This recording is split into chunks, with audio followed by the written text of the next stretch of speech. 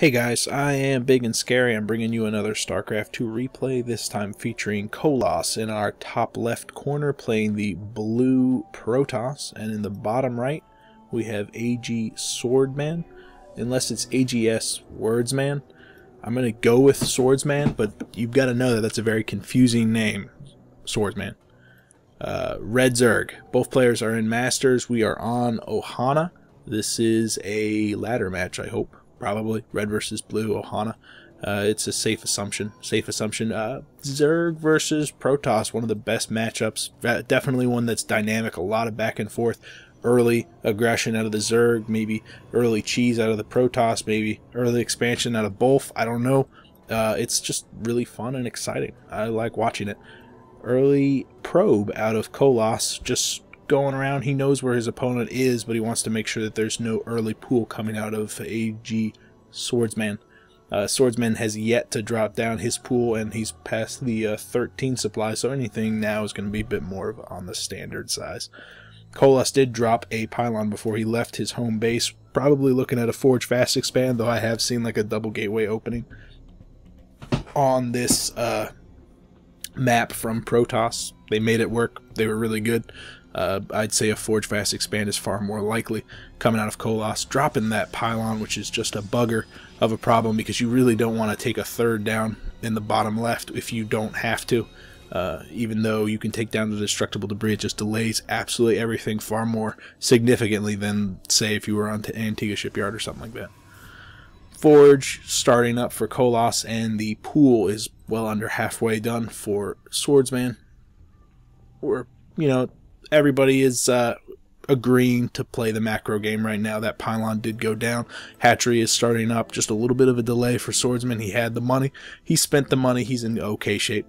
With that Forge going down, I expect that this guy's going to be dropping that Nexus. There goes all that money. Oh my goodness. Those Nexus are just so expensive. But Koloss is going to be now starting to work on his wall off. Probably get down a pylon. A photon cannon, rather. Just so he can protect himself against that pool, which is now finished, and the first couple of Zerglings are on their way. I expect there to be a couple more, unless Swordsman wants to play super greedily. Koloss is probably content to allow this expansion to go up, was making sure that he didn't miss a third. You can see on the minimap that he scouted both the third and the possible fourth, just in case Swordsman was being super greedy and getting out that third expand. After he scouted it, though, a drone did succeed in slipping down past him to the bottom left corner and taking that third.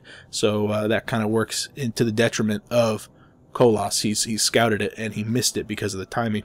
So he doesn't know that that third is there. He can probably suspect it, but you can suspect it all you want without looking at the minimap. You know, there is no Nexus there, and that's an issue. He does succeed in keeping that probe alive, though, with just 4 health. Ran all the way back from those Zerglings, but the photon cannon saved it. The gateway is going up. This wall-off's not quite complete. I expect there to be another structure, maybe just a Nexus, so that it's a partial wall-off.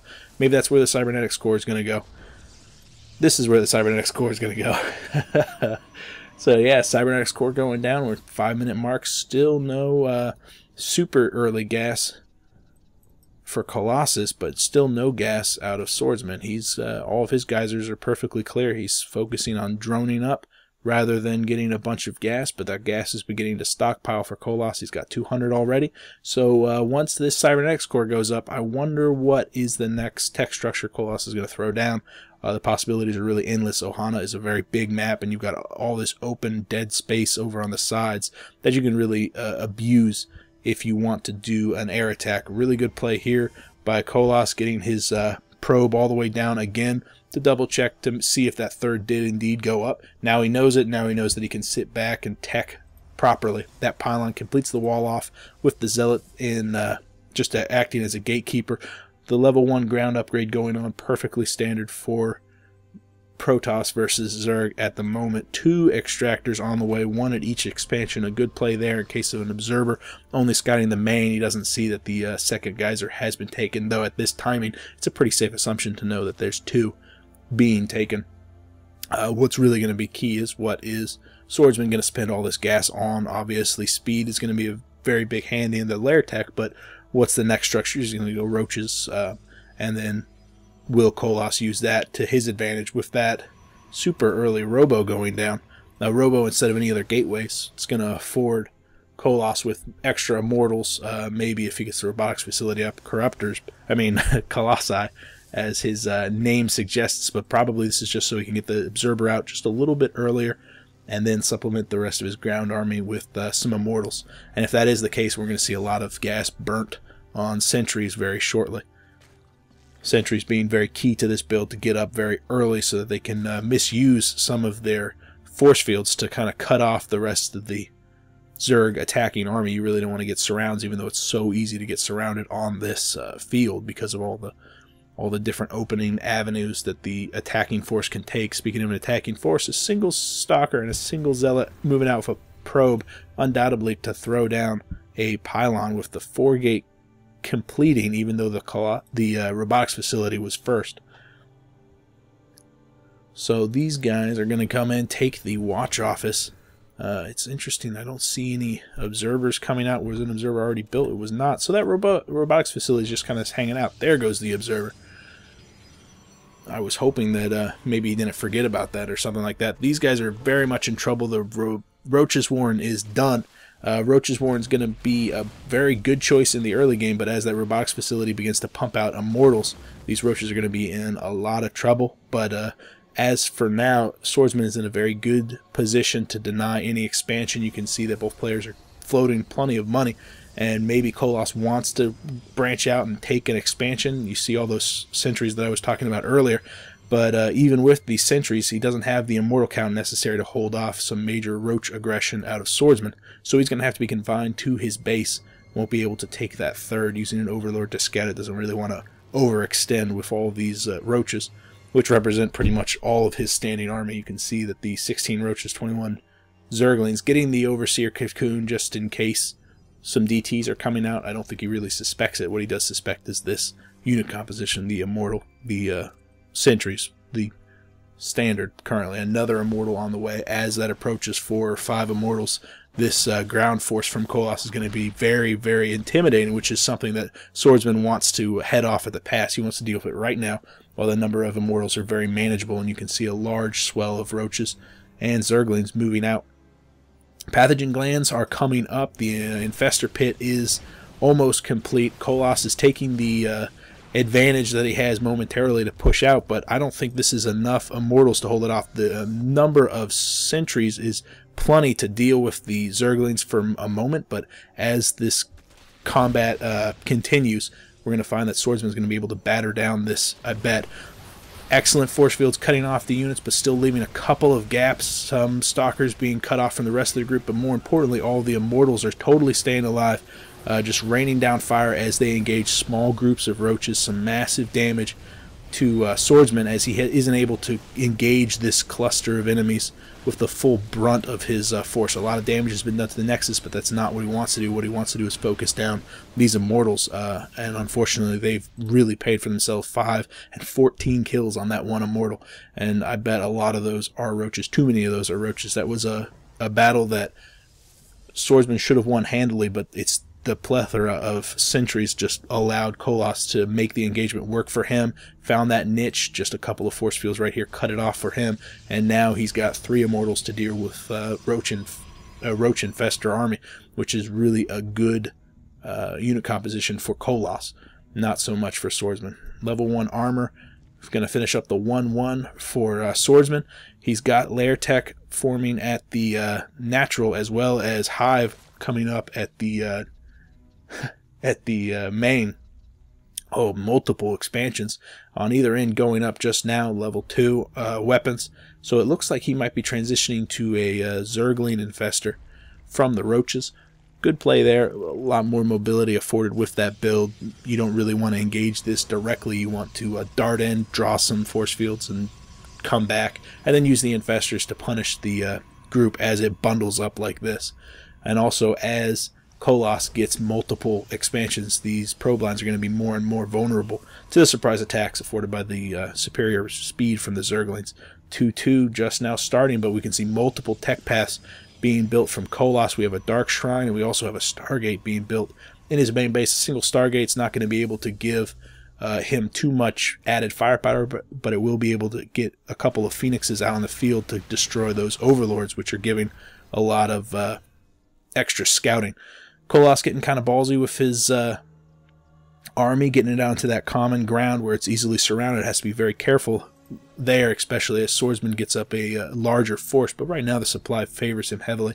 And also those DTs are going to be another harassment opportunity for Koloss. So Swordsman is quickly going to be very exposed, especially because of all the different expansions that he has up right now. Koloss has revealed his army. Swordsman is moving his on the south side. It might be good to move it up to the north side where this choke doesn't exist, but it looks like he wants to defend his hatchery rather than deal a cutting blow. Just 3 force fields cutting off the majority of those lings. Some excellent fungals from Swordsman going down on this ball, but it's really not enough to kill this group. Only a couple of sentries are in this. Only 1 remains right now, so that's all the force fields. It looks like all the lings have gone down, though, and you can see the supply is very, very small for both sides. 116 over 120. A very successful attack from Koloss, but you know, this is the what, 1, 2, 3, 4, 5th expansion. So even though Swordsman lost a couple of harvester counts, the income is still very good, and he's going to be able to re-macro those drones very quickly. He has ultras on the way. He's got the chitinous plating. The 3-3 will undoubtedly be started as soon as the 2-2 finishes. Very early ultras. But he's going to have to deal with a mothership too. I completely missed the fleet beacon being built during that attack. Taking a 4th just so that he can afford the unit composition he wants as we approach the late game for Koloss, but Swordsman's going to have to think about kind of denying this, pushing forward, getting baited in with just a handful of Zerglings with all these infestors. Has to be very careful not to lose those infestors, as it's easy to replace the Zerglings, but very difficult to replace the infestors as the game goes on. Did he research? He did. Neural parasite. So the mothership might be in a little bit of trouble if it overextends itself. There's not a lot of anti-air on the field right now to kind of target down those infestors as they expose themselves to use that neural parasite. The 4th has been discovered from the Nexus. Nothing in the bottom left. Flyby by the Overseer, just seeing all of the new tech that's being added to Koloss's home base. Aspire is coming up so that it can combat the mothership. Where is the mothership being sent in? Down at the natural. I don't think he hasn't scouted that natural just yet. He didn't see that the mothership's being warped in there. DT just ensuring that this base doesn't come up, but unfortunately sending this unit in without an Overseer is probably not a good idea. Swordsman does have an Overseer with him. He's going to be able to finish up that DT just nicely. Just nice to see only 1 being sent in. DTs are excellent for harassment. Pretty poor choice for constant aggression out of a player, but I feel like Koloss did a good thing by getting that up, maybe seeing what else you can make happen by using that.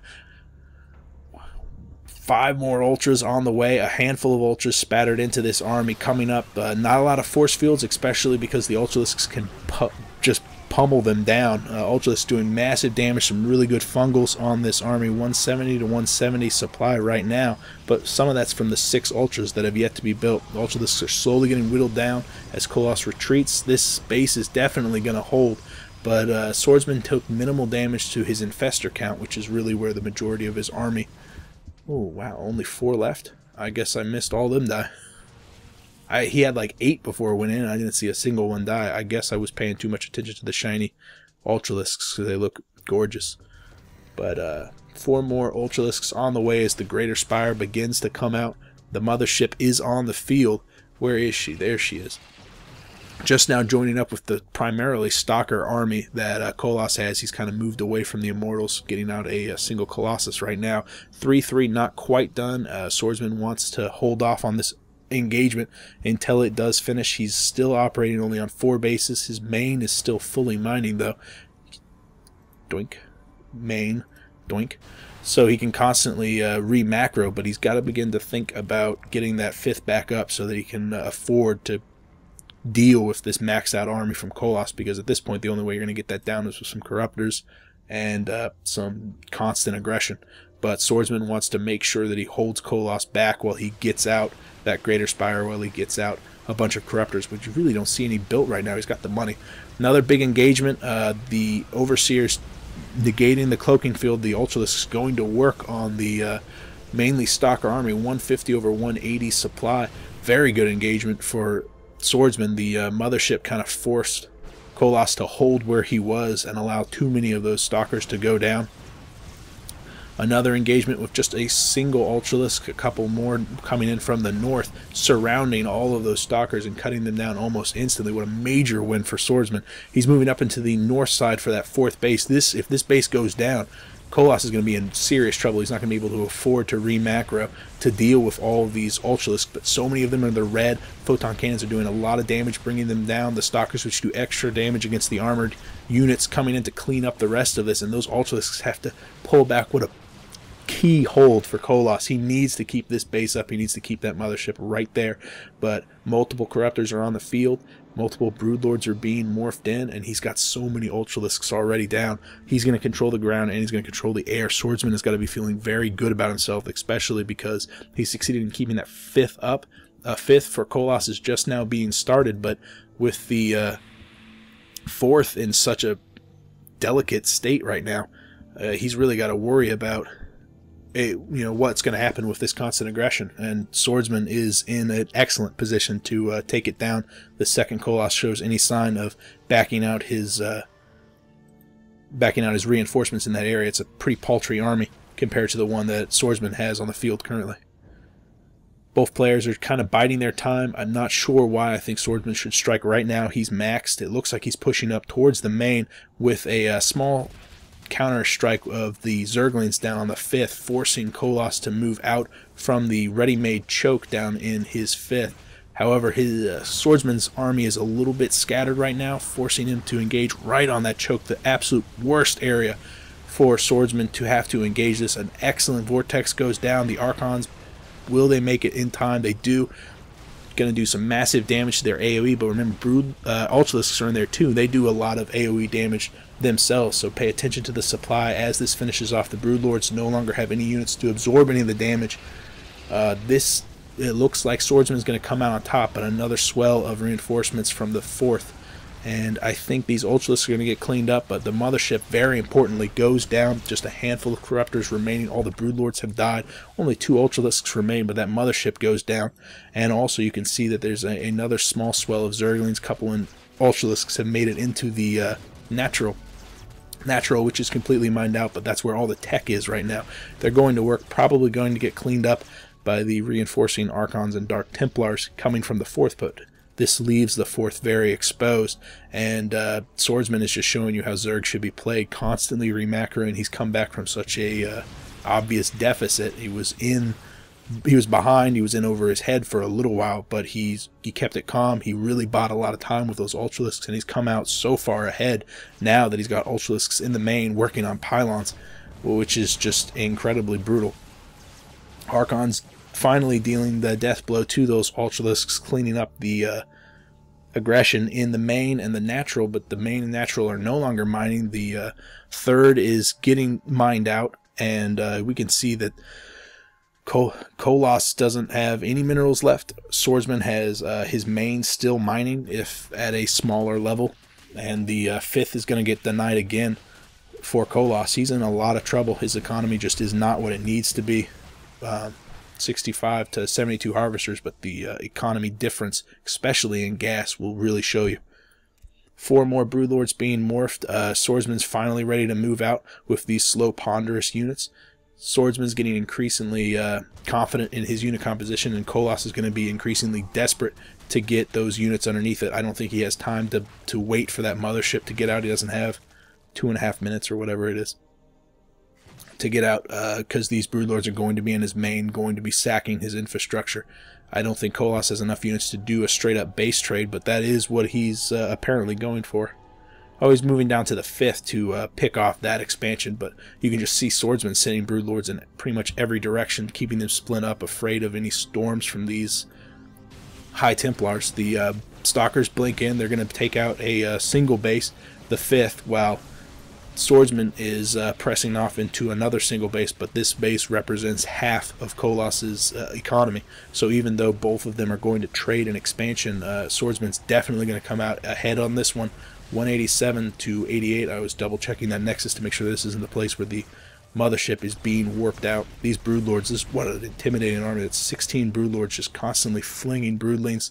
Koloss is going to be able to get up into the main, meet some minor resistance, I'm sure, but again, the natural is almost completely mined out. All the tech, though, is in the main, but you can have all the tech die. Zerg can kind of rebound from that pretty quickly. What you can't have is your economy cut completely in half, which is what's just happened to Koloss and what's about to suffer a death stroke in just a couple of seconds as Swordsman takes out the only mining base for Koloss right now. It's always a bad sign when you see the supply stabilize, not because of pylons being built, but because of units dying, which is what's happening to Koloss. 170 to 73 supply. I think Koloss, once he realizes that even if he takes down this base, the broodlords are going to have everything hemmed in with the only exit, this small ramp. Koloss is just buying time right now until Swordsman gets into position to take out all of his units. The mothership is done from the main, but without oh, does it have enough energy for recall? 80 energy. Will it be enough time to recall all of these units for Koloss out of his base? That could be a really cool play. Oh, but this mothership has to be so careful. It's spotted, and it's underneath all of these infestors with neural parasite. A couple of oh, there goes the neural parasite. Will it blow all the energy? It's very close. 95 energy, 96. If it does a recall underneath all these broodlords, that could be key. 100 energy just now.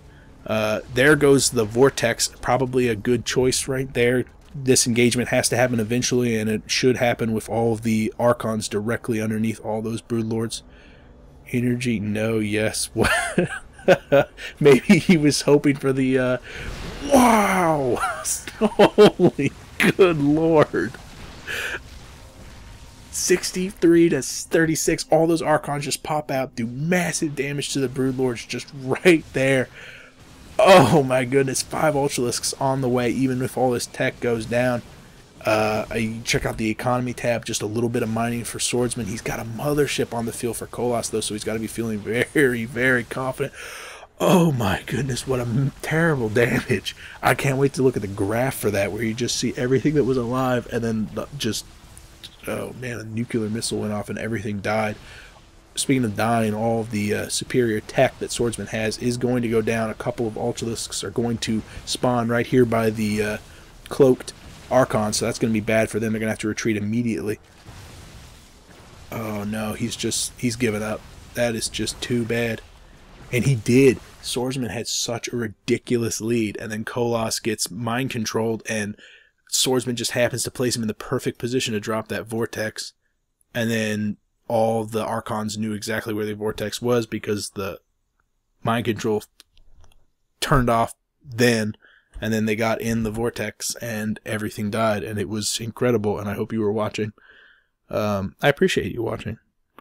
If you guys have a comment, you could leave me a comment.